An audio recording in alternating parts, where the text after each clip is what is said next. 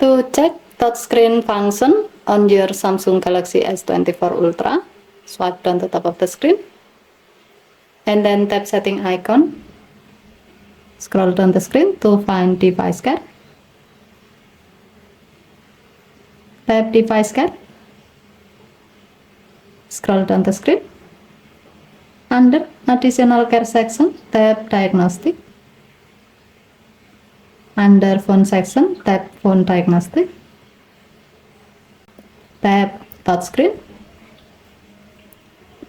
Now tap each squares on the screen and then drag your fingers across them to see whether there's an issue on the touchscreen or not.